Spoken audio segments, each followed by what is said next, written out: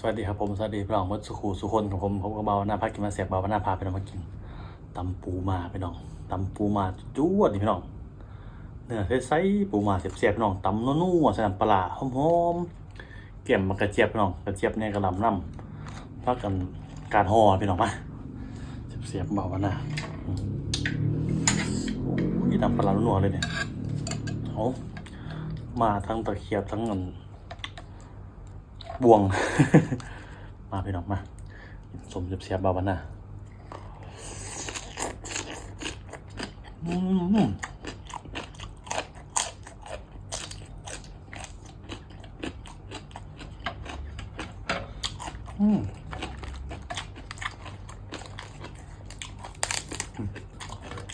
การห่อ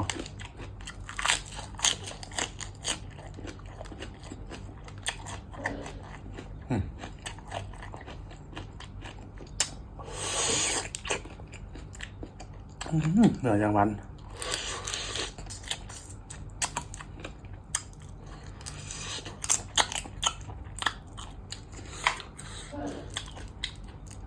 แซ่บพี่น้อง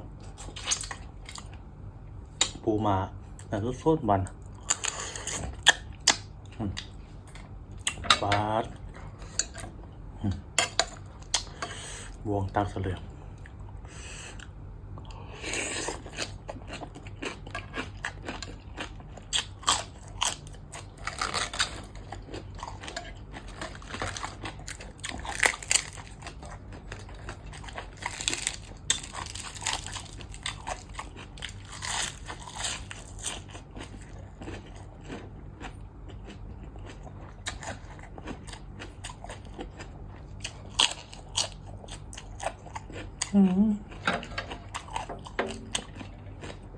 มาเกิดเจ็บวัน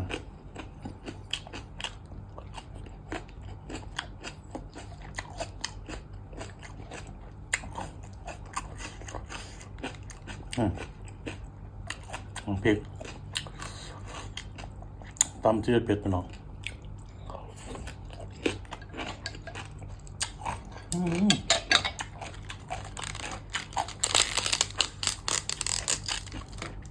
น้ำปลาจังหน่อย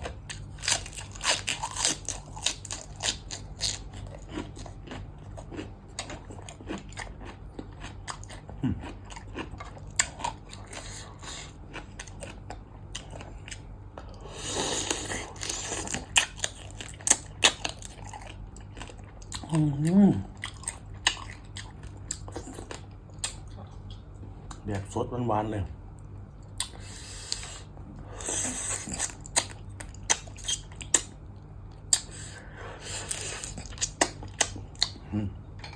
จังขาดพี่น้องมาเด้อเสียบๆปลาบนาทำชีวิตเพชรต้นนวลเนี่ยโอ้เผ็ดแต่เขียวคือบกของสาวถือแต่บังหน้าไว้ข้างหน้าเบื้องนี่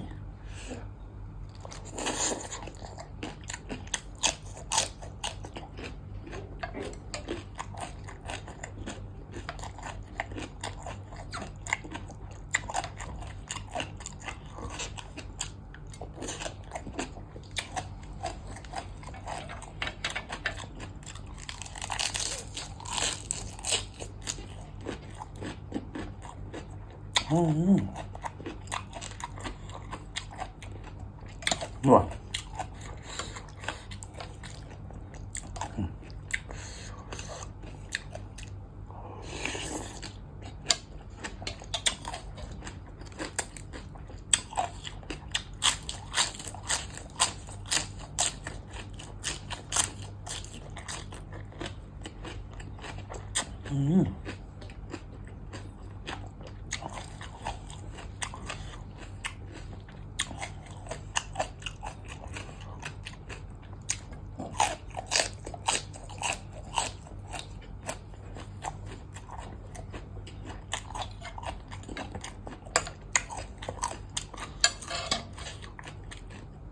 น้ำปลาแบบน้องๆงาม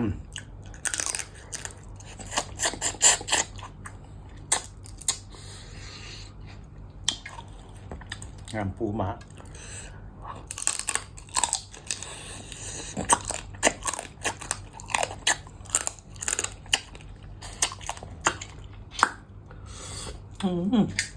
สุดยอดเนาะ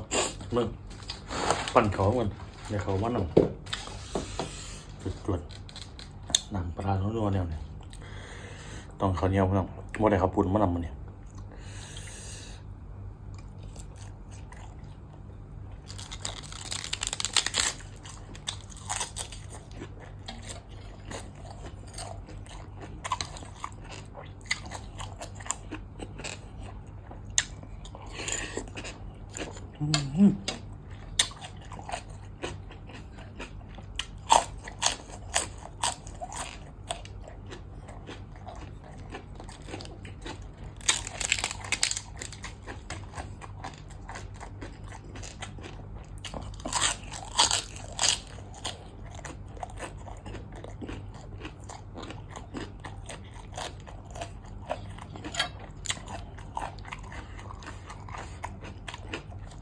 ตำเลยแบบเผ็ดๆนิดหน่อยพี่น้องเปรี้ยวนิดหน่อย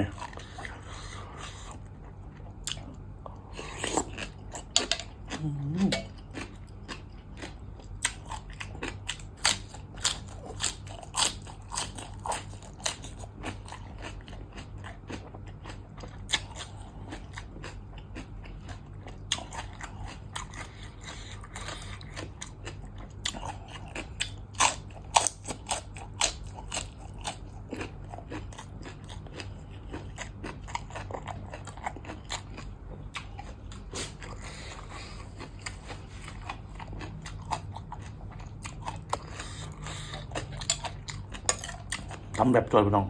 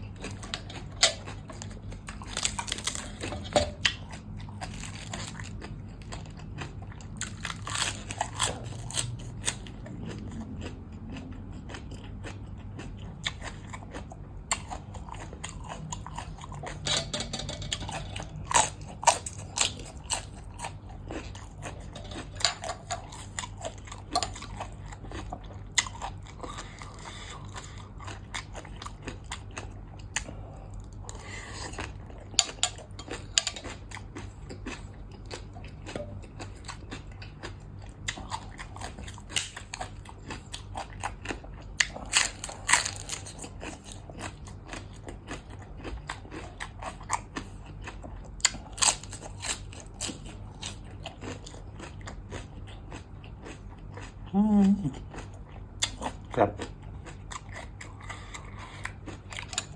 แบบจอยแบบนวลของปลาลง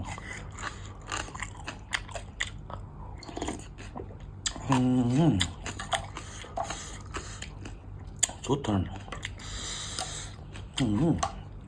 จุดจวดอันนี้เค็มครับมากระเจี๊ยบอ่อน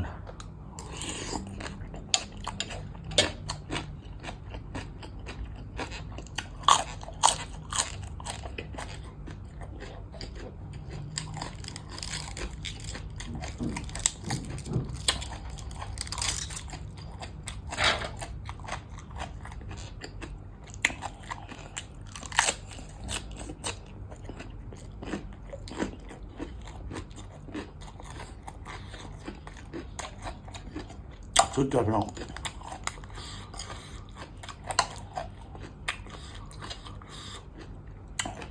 จุดจวดเผ็ดนัว